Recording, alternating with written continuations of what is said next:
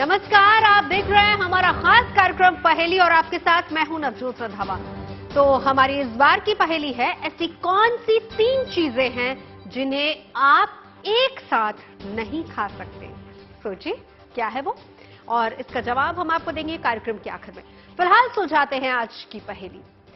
आपने महादेव के एक से बढ़कर एक शिवलिंग देखे होंगे, शिवलिंग के चमत्कार भी सुने होंगे, लेकिन आज हम आपको एक ऐसे शिवलिंग के दर्शन करवाने जा रहे हैं जिस पर आप कितना भी जलाभिषेक कर लीजिए, सारा पानी गायब हो जाता है। ये हजारों लाखों लीटर पानी कहां जाता है, आज तक कोई नहीं समझ पाया। आखिर महादेव के डर की ये कैसी पहेली है जो यहां आने वाले लोगों को आश्चर्य से भर देती है, दांतों तले उंगली दबाने को विवश कर देती है। ओम नमः शिवाय, ओम नमः शिवाय, शिवाय शिवाय।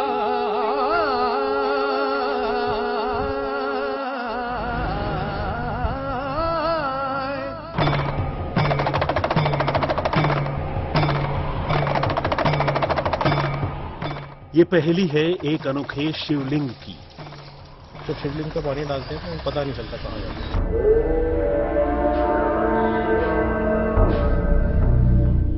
ये पहेली है हजारों लीटर गायब हो जाते पानी की। सब तरह से पानी डाल के देख लिया लेकिन पता नहीं चलता पानी कहाँ जाता है, सब अंदर ही समा जाता है। आखिर ये शिवलिंग की कैसी पहेली है जहां अर्पण किया गया जल क्षण भर में अदृश्य हो जाता है? 2-4 बोरिंग रहेगा तो भी नहीं पता चलेगा कि वो जल जा कहाँ रहा है।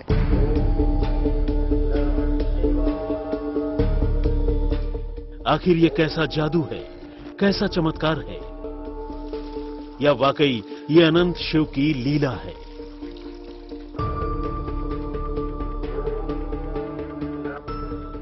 धर्म ग्रंथ और पुराण कहते हैं कि समुद्र मंथन से निकले कालकूट विष को महादेव ने धारण किया था और नीलकंठ कहलाए थे। कहते हैं कि उसी विष की ज्वाला को शांत करने के लिए महादेव के दर पर लगता है जयकारा, और शिवलिंग पर लगातार बहती रहती है जल की निरंतर धारा। लेकिन शिवलिंग पर गिरने वाला पानी पलक झपकते ही अदृश्य भी हो सकता है। यही इस मंदिर की सबसे विकट पहेली है, जिसे अनादिकाल से आज तक कोई नहीं सुलझा पाया, और जिसने भी इस आश्चर्य को चुनौती दी वो भोले के दरबार से शिवलिंग के चमत्कार को साक्षी मानकर ही लौटा।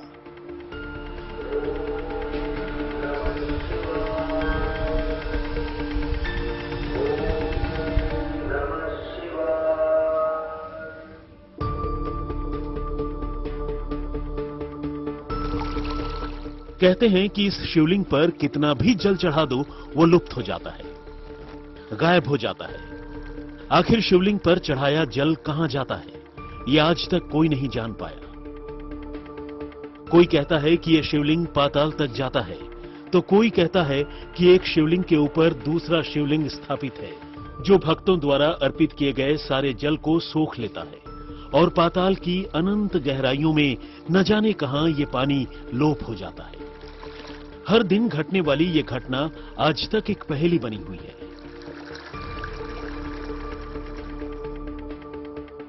हम सभी जानते हैं कि मंदिरों में शिवलिंग के चारों तरफ जलहरी बनी होती है, जिससे होकर पानी निकास मार्ग से बाहर निकल जाता है। लेकिन शिव के इस गर्भगृह में पानी का कोई निकास मार्ग नहीं है।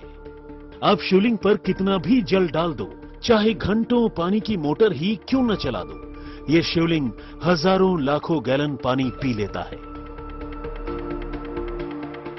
महादेव का ये अद्भुत दरबार है दिल्ली से करीब 120 किलोमीटर दूर हापुड़ के गढ़मुक्तेश्वर में, जहां से 4 किलोमीटर दूर घने जंगलों में बना है कल्याणेश्वर महादेव मंदिर, जिससे जुड़ी है कई अनोखी पहेलियां।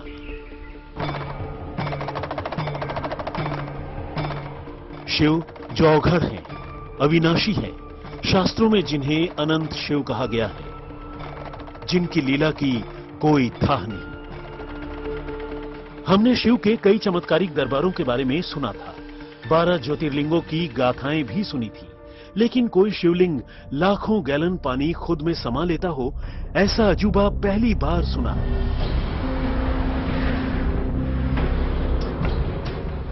हम भी शिव के चमत्कारिक शिवलिंग का साक्षात्कार करना चाहते थे और NH9 के दोनों तरफ कुदरत के दिलकश नजारों के बीच से होते हुए जल्दी ही हम अपनी मंजिल पर पहुंच चुके थे, जहां गंगा की पावन धारा के करीब गढ़मुक्तेश्वर के पास ही बना है कल्याणेश्वर महादेव का मंदिर।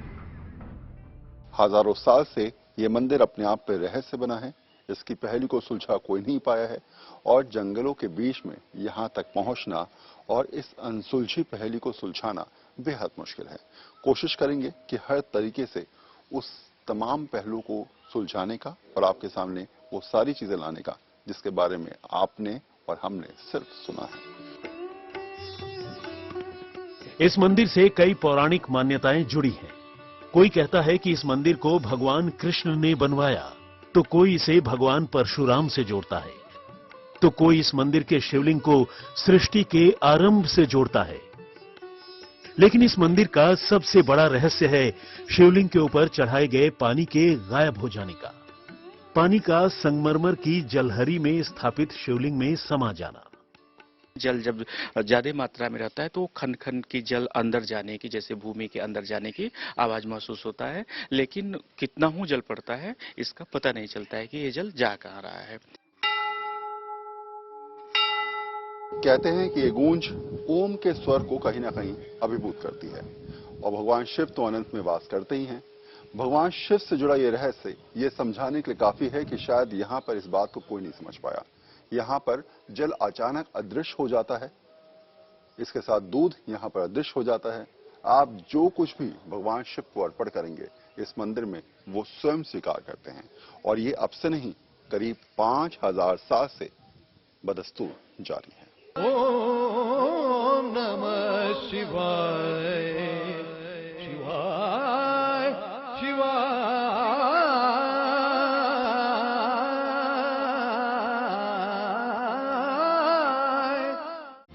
और अब बारी थी शिवलिंग के उस चमत्कार को साक्षात देखने की, जिस अजूबे को देखने की तमन्ना लिए हम दिल्ली से गढ़मुक्तेश्वर के कल्याणेश्वर शिव मंदिर तक खींचे चले गए थे।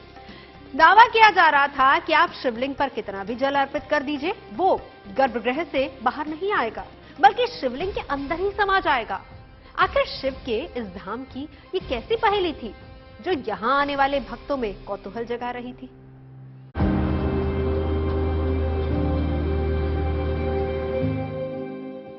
गढ़मुक्तेश्वर, जहां शिव के गणों को मिली थी अभिशाप से मुक्ति। कहते हैं गढ़मुक्तेश्वर का यह हिस्सा कभी हस्तिनापुर का ही भाग था, जहां के कल्याणेश्वर महादेव मंदिर में ही पांडवों ने महाभारत के युद्ध में मारे गए लोगों की आत्मा की शांति के लिए यज्ञ किया था।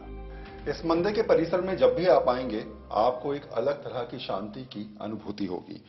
और अब इस मंदिर के अंदर जब हम दाखिल हुए हैं तो उस रहस्य को समझना बड़ा जरूरी है जिसके बारे में बार बार चर्चा कर रहे हैं। एक ऐसी पहेली जिसके बारे में शायद लोग बात तो करते हैं लेकिन सुलझा कोई नहीं पाया। अब इस शिवलिंग के आकार को देखिए। कहा यह जाता है ये शिवलिंग भगवान श्री कृष्ण ने खुद जो है वो द्वापर में स्थापित की थी, ऐसी ये मान्यता है। इसके अलावा यह भी कहा जाता है कि शिवलिंग का इतिहास महाभारत से भी पहले का है और भी ना जाने कितनी कहानियां इसके साथ जुड़ी हैं। लेकिन सबसे बड़ी बात जो ये कि शिवलिंग पर आप कितना भी जल अर्पित कर लीजिए लेकिन ये शिवलिंग सब जल अपने अंदर समाहित कर लेती है। इस मंदिर के शिवलिंग के अजूबे को परखने की कोशिशें अनादिकाल से होती रही हैं। कहते हैं कि राजा नल ने मंदिर से गायब होते जल को परखने की ठानी। पौराणिक कथा है कि एक बार राजा नल ने यहां शिवलिंग का जलाभिषेक किया था। वो जितना भी जल चढ़ाते वो उनके देखते ही देखते भूमि में समा जाता। ये चमत्कार देखकर राजा नल चौंक गए। उन्होंने इस रहस्य को जानने के लिए बैलगाड़ी से ढुलवाकर हजारों घड़े गंगाजल शिवलिंग पर चढ़ाया, लेकिन अदृश्य होते जल का रहस्य वो भी नहीं समझ पाए। इसके अलावा भी कई राजा महाराजा कल्याणेश्वर महादेव की शक्ति का परीक्षण करके हार चुके हैं, लेकिन वो भी इस पहेली की गुत्थी को नहीं सुलझा पाए कि आखिर पानी जाता तो जाता कहां है। राजा नहुष ये महाभारत कालीन राजा हुआ करते थे। इन्होंने दृढ़तावश, प्राउड, घमंडवश भगवान की परीक्षा करने के लिए कि जल कहाँ जा रहा है, उस पर इन्होंने हजारों घड़ा जल मंगवाए। उल्लेख तो लाखों घड़ा की आती है। सुबह से लेकर के ऐसा बताते हैं कि सूर्य उदय होने के पूर्व से लेकर के सूर्यास्त तक उन्होंने जल डाला, लेकिन उस जल का पता नहीं चला। तो उन्होंने कल्याणेश्वर महादेव से अपनी दृढ़ता और घमंड की प्रार्थना कहते हुए कि प्रभु मुझे क्षमा कीजिए, मैं मूर्खतावश आपकी परीक्षा ले रहे थे। किंवदंती है कि गढ़मुक्तेश्वर में गंगा के तट पर 3 शिवलिंगों को भगवान परशुराम ने स्थापित किया था। मुक्तेश्वर महादेव, झारखंडेश्वर महादेव, कल्याणेश्वर महादेव। इस स्कंद पुराण में इनका उल्लेख आता है कल्याणेश्वर के रूप में प्रभु के कि कल्याणेश्वर महादेव रहे हैं। तो कल्याणेश्वर के पर्यायवाची, इसके शब्द में पर्यायवाची खोजेंगे तो इस स्कंद पुराण में कई जगह उल्लेख आया है कल्याण करने के शिवलिंग में। तो इन्हीं शिवलिंग की परिकल्पना लोग मानते हैं। इसे भगवान परशुराम सर्वप्रथम पूजित किए थे। लेकिन कल्याणेश्वर महादेव का ये शिवलिंग दुनिया में अपनी तरह का अनोखा शिवलिंग है, क्योंकि एक तो ये ऊपर से 2 भागों में बंटा दिखता है, दूसरा एक शिवलिंग के ऊपर दूसरा शिवलिंग स्थापित है। ये अपने आप में अद्भुत शिवलिंग है और ऐसी शिवलिंग आपने कहीं नहीं देखी होगी। खासियत क्या है जरा ये देखिए। पौराणिक तो है ही यही, पुराणों में इसका जिक्र किया गया है और अगर आप समझें तो ये 2 शिवलिंगों को जोड़कर एक शिवलिंग का इसमें निर्माण किया गया है। पहली शिवलिंग अगर आप देखेंगे तो आपको यहां नीचे की तरफ नजर आ रही होगी, ये देखिए। इसके ठीक ऊपर की तरफ ये दूसरी शिवलिंग, और सिर्फ इस शिवलिंग को ऐसे ही रखा गया है, यानी कि दोनों शिवलिंगों को जोड़कर एक शिवलिंग का निर्माण किया गया है। ऐसा आपने शायद ही हिंदुस्तान में कोई दूसरी शिवलिंग देखी हो। अब बारी थी उस पहेली को बूझने की जिसका दावा यहां अनादिकाल से किया जा रहा है। हमने भी महादेव के श्री चरणों में जल अर्पित करने का फैसला किया। तो जिस बारे में कहा जाता है कि यहां पर कितना भी जल अर्पित कर लीजिए, वो जल पता नहीं कहां चला जाता है, अदृश्य हो जाता है। ऐसे में जल जाता कहां है, ये समझ लेते हैं। चलिए,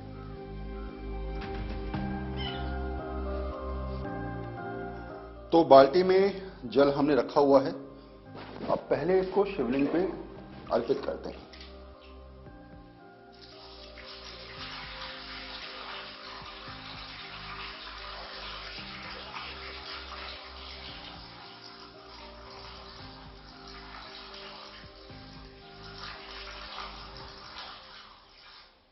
जल नजर आया आपको? कहीं नहीं आया। फिर देखिए,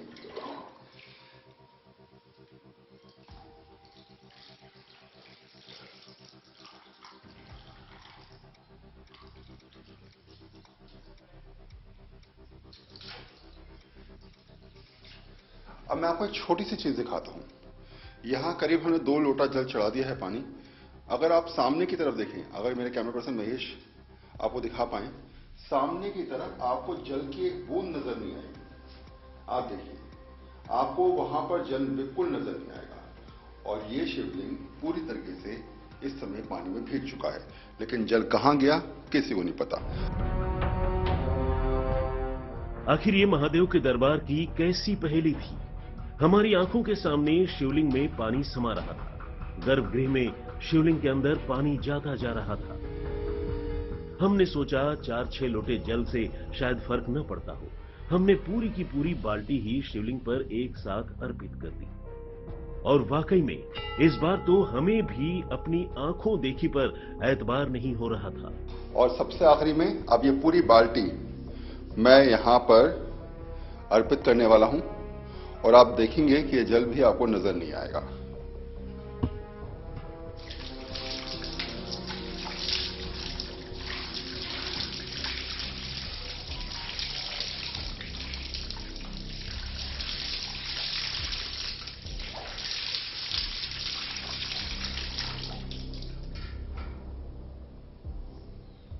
आप देखेंगे सारा जल जो है वो गायब हो चुका है।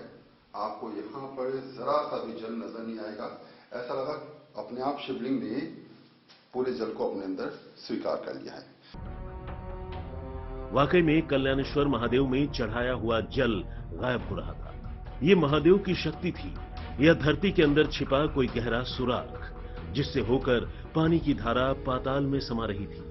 मगर नजर नहीं आ रही थी।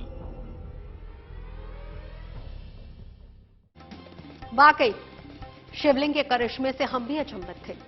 लोटे और बाल्टी का जल शिवलिंग की तलहटी में कहां गायब हो जाता है पता ही नहीं चल पा रहा था। लेकिन आंखों का चौंधियाना भी बाकी था, क्योंकि इस बार हम महादेव को पूरी की पूरी पाइपलाइन से ही जल समर्पित करने जा रहे थे। हमने जो देखा उसे देखकर आप भी दांतों तले उंगली दबा लेंगे।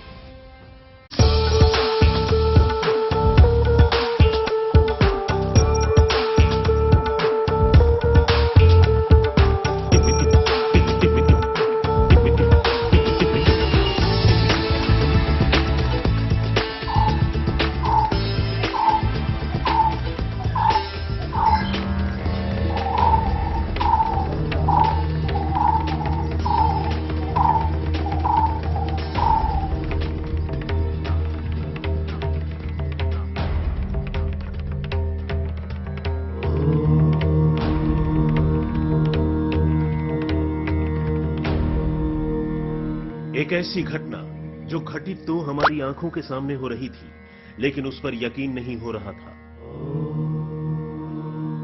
हम शिवलिंग के अजूबे को परखने की कोशिश कर रहे थे। इस बार हमने पानी का सैलाब ही शिवलिंग को समर्पित कर दिया, यानी बोरवेल की धार शिवलिंग की ओर मोड़ दी।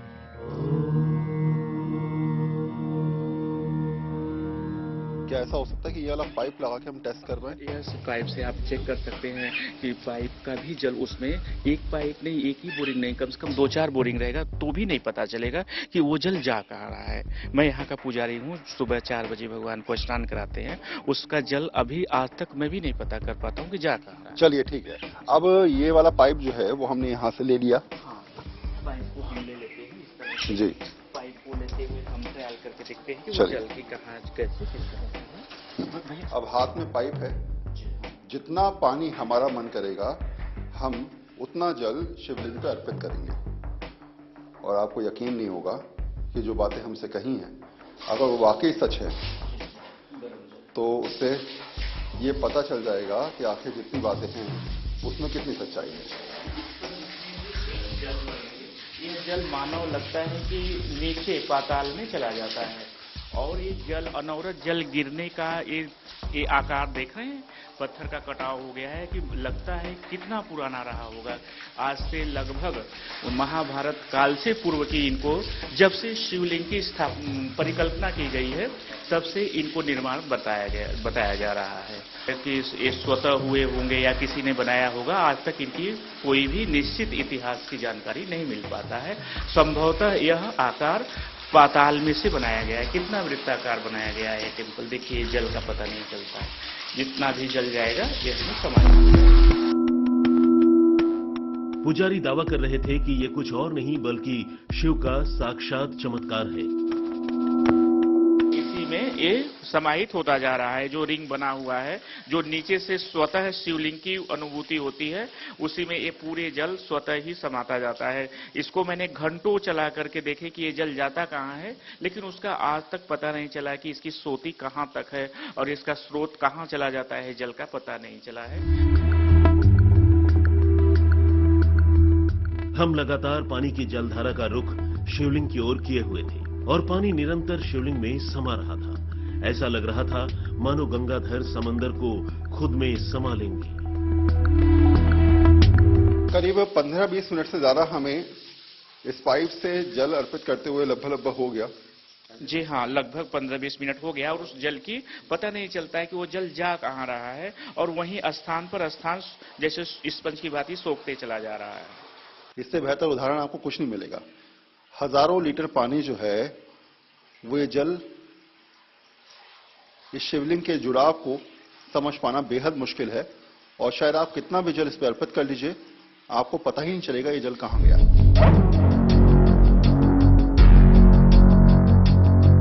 सदियों से चली आ रही पौराणिक मान्यताएं कहती हैं कि इस मंदिर को एक ही रात में शिव के गणों ने बनाया था, लेकिन सुबह हो जाने के कारण शिव के गण मंदिर का शिखर नहीं बना पाए। बाद में स्थानीय लोगों ने इसके शिखर को पूरा किया। हालांकि यह स्पष्ट नहीं है कि यह मंदिर किसने बनवाया, लेकिन इसकी बनावट को देखकर लगता है कि इसे 3री शताब्दी में गुप्त काल में बनवाया गया होगा। जब इस तरह की ईंटों के मंदिर उस दौर की शान हुआ करते थे। हालांकि इसे देखकर लगता है कि उसके बाद के कालखंडों में भी इसका निर्माण होता रहा है, क्योंकि मंदिर से शिखर का मिलान नहीं होता। मंदिर की नींव में भी नक्काशी का दावा मिलता है, जो कि गुप्त काल की तरफ इशारा करता है। मंदिर पर गांव के लोगों की अटूट आस्था है, जो कहती है कि इस मंदिर ने हमेशा ही गांव की रक्षा की है। कहते हैं कि एक तो इसका पानी का कोई वो नहीं है, मतलब आप जब शिवलिंग पे पानी डालते हैं तो वो पता नहीं चलता कहाँ जाता है। अभी तो जैसे आज तो भीड़ नहीं है, जब आप शिवरात्रि पे आएंगे तो लाखों लोग आते हैं, तो उसका कोई पता ही नहीं है, ना कोई नाली है ना कुछ है, बस आप पानी डालते हैं, पता नहीं कहाँ जाता है किसी को नहीं। इसमें कितना भी आप जल चला लीजिए, वो जल कहाँ जाता है किसी को नहीं पता। अभी मैं शिवरात्रि पर भी आई थी, उस टाइम भी हमने यही देखा था, बहुत पानी था, मतलब जो ब्लॉक हो गया था उसको तो हाथ से ही निकाल रहे थे, बाकी नहीं पता चलता कहाँ जाता है पानी। कहते हैं कि उत्तर भारत में होने वाली बारिश से आसपास के गांव में भारी तबाही होती है। पड़ोस के गांव में आंधी, तूफान और ओले जैसी आपदाएं आती हैं, लेकिन इस गांव की फसल कभी बर्बाद नहीं होती। लोगों का मानना है कि इस मंदिर का निर्माण एक रात में शिव के गणों द्वारा किया गया, लेकिन इतिहासकार और पुरातत्वविद मानते हैं कि हो सकता है कि गांव के लोगों ने ये अफवाह जानबूझकर फैला दी हो, ताकि कोई आतताई उस ऐतिहासिक धरोहर को नुकसान न पहुंचा सके। शिवलिंग से होकर आखिर पानी की जलधारा कहां चली जाती है, ये विज्ञान के लिए शोध का विषय हो सकता है, लेकिन आस्था इसे चमत्कार से जोड़ती है। तो ये थी आज की दिलचस्प पहेली। वैसे हमने कार्यक्रम की शुरुआत में भी आपसे एक पहेली पूछी थी, उम्मीद है अब तक आपने उसका जवाब ढूंढ लिया होगा। पहेली थी, ऐसी कौन सी 3 चीजें हैं जिन्हें आप एक साथ नहीं खा सकते? सोच लिया? जवाब मैं बताती हूँ, ब्रेकफास्ट, लंच और डिनर। तो आज की हमारी इस पहेली में अभी के लिए बस इतना ही। अच्छी और सच्ची खबरों के लिए आप देखते रहिए गुड न्यूज टुडे।